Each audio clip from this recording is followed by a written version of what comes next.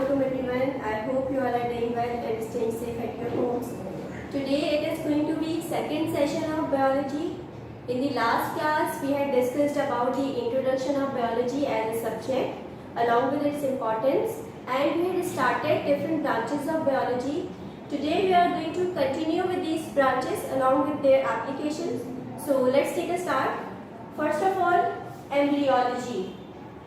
जब एक बेबी की डेवलपमेंट होती है मदर के पेट में, उससे पहले वो बिल्कुल इमेच्योर प्रीमेच्योर फॉर्म में होता है जिसे आप एम्ब्रियो कहते हैं।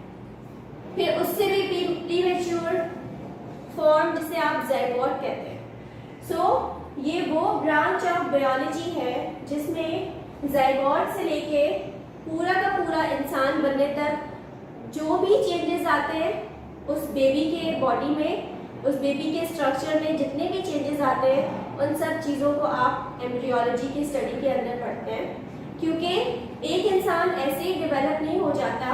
If you see your structure, if you see your organs, आप देख सकते हैं आपकी बॉडी कितनी कॉम्प्लेक्स है, आपकी बॉडी में कितने सारे ऑर्गन्स हैं, कितनी वेन्स हैं, आर्टरीज हैं, आपका पूरा एक स्ट्रक्चर है, स्केलेटल सिस्टम है।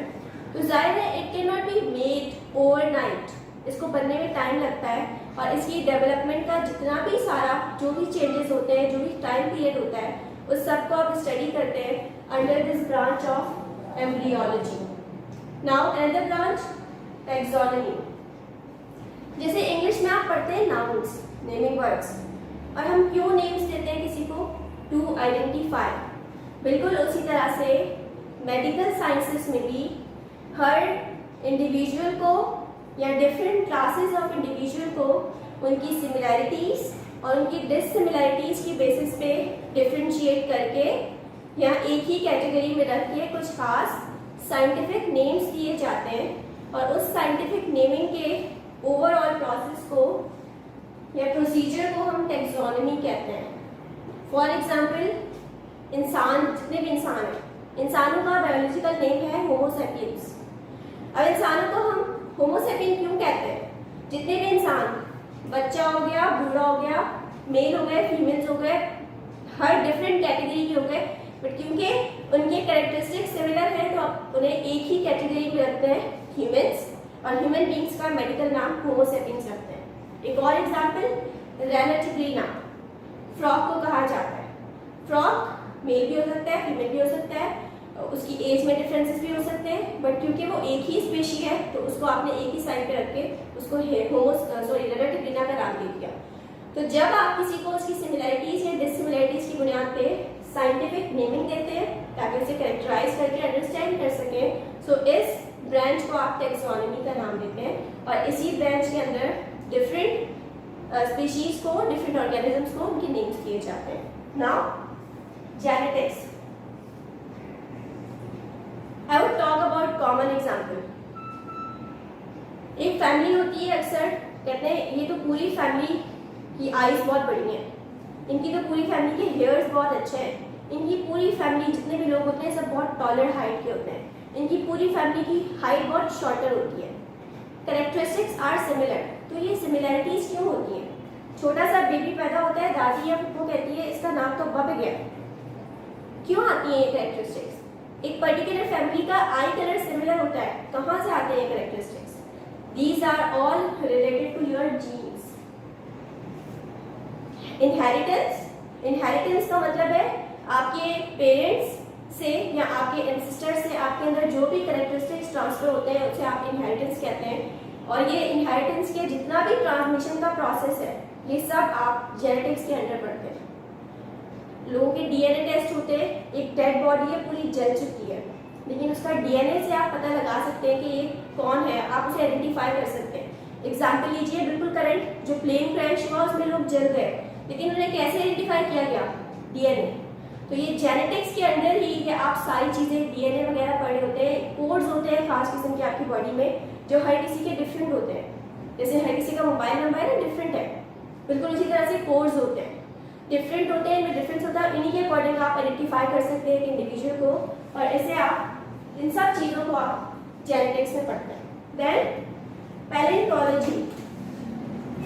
पैलेंटोलॉजी को पढ़ाने से पहले मैं आपको एक और थ्योरी थोड़ा सा अलग से इंफॉर्मेशन देना चाहती हूँ और ट्राई किया करें कि चीज़ों को रिलेट किया करें, एक्स्ट्रा नॉलेज की तरफ भी जाया करें। एक साइंटिस्ट है, उसका नाम है डार्विन।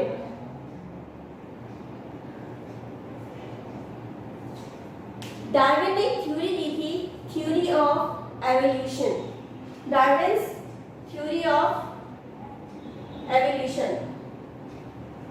इस थ्योरी में उसने एक कॉन्सेप्ट दिया था नेचुरल सिलेक्शन, जिसका मतलब है सर्वाइवल ऑफ द फिटेस्ट।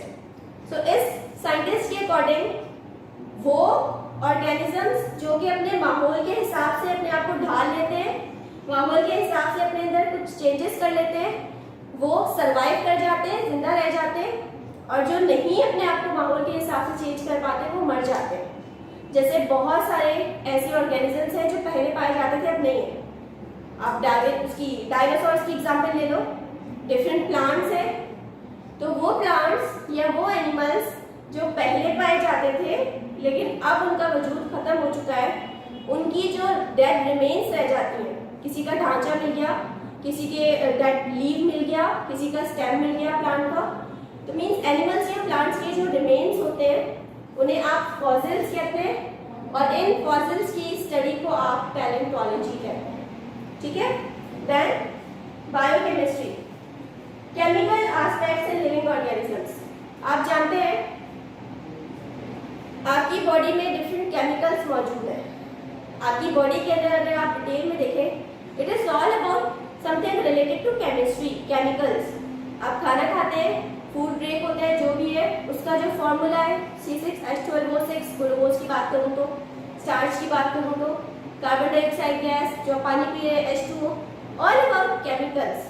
तो ये जो केमिकल्स होते हैं इनके एस्पेक्ट्स आपकी बॉडी में, लिविंग ऑर्गेनिजम्स में, इसको आप बायोकेमिस्ट्री के अंदर पढ़ते हैं। Now I will talk about microbiology. Microbiology last class में डिस्कस किया था, छोटे छोटे टाइनी ऑर्गेनिजम्स जिनको आप आम आंख से नहीं देख सकते, वायरस, बैक्टीरिया, फंजाई, जिनको आप आम आंख से नहीं देख सकते, जिनको देखने के लिए आपको माइक्रोस्कोप की जरूरत है, उन्हें आप माइक्रोबायोलॉजी के अंडर पढ़ रहे होते हैं। ठीक है। Last branch biotechnology. इस तरह से हर फील्ड में टेक्नोलॉजी होती है ना, आप केमिस्ट्री की बात करें, डिफरेंट मेडिसिन बनाई जा रही होती हैं, आप और साइंस की बात करें, नई नई टेक्नोलॉजी डेवलप हो रही होती है आपके इर्द गिर्द। बिल्कुल उसी तरह से बायो की फील्ड में भी टेक्नोलॉजी का यूज़ होता है। और टेक्नोलॉजी का यूज़ आप क्यों करते हैं? इसी बायोटेक्नोलॉजी का यूज़ करके आप डिफरेंट, अब योगर्ट बना लेते हैं इंडस्ट्रीज में से, घर में दही जमाया ना, वो तो आप स्मॉलर लेवल पे जमाएंगे, इंडस्ट्रीज में, फैक्ट्रीज में तो बड़े लेवल पे चाहिए, क्या करें? आप ये वाली टेक्नोलॉजी यूज़ करते हैं। इंसुलिन, जो शुगर के पेशेंट्स हैं उनकी बॉडी में शुगर के लेवल को कंट्रोल करने के लिए इंसुलिन का यूज़ चाहिए, इंजेक्शन कर रहे होते हैं, आपने सुना होगा, इसके बनाने के लिए। फिर एंटीबायोटिक्स, बहुत सारी ऐसी, आप सिंपल अगर आप गले की बात कर लो, गला खराब है या अगर आपको स्नीजिंग हो रही है या अगर आपको फ्लू हो रहा है, आपको एंटीबायोटिक्स दी जा रही होती है, बड़ी से बड़ी डिजीज के लिए भी दी जा रही होती है। तो ये सब कैसे बनी? बायोटेक्नोलॉजी। इसके अलावा बायोटेक्नोलॉजी का इस्तेमाल करके आप बहुत सी बीमारियों से भी छुटकारा पा सकते हैं। इसी टेक्नोलॉजी का इस्तेमाल करके आप कैंसर की बात करो, रेस पास की जाती हैं, कैंसर के सेल्स डैमेज कर दिए जाते हैं, कीमोथेरेपीज की जाती हैं। मीन्स ये वो टेक्नोलॉजी है जिसको यूज़ करके आप इनोवेशंस करते हैं अपने सब्जेक्ट में related to your living body, और that is beneficial for your life as a whole. यहाँ पे आपकी ब्रांचेस कंप्लीट हो गई हैं, इनको प्रैक्टिस में लेके आइएगा।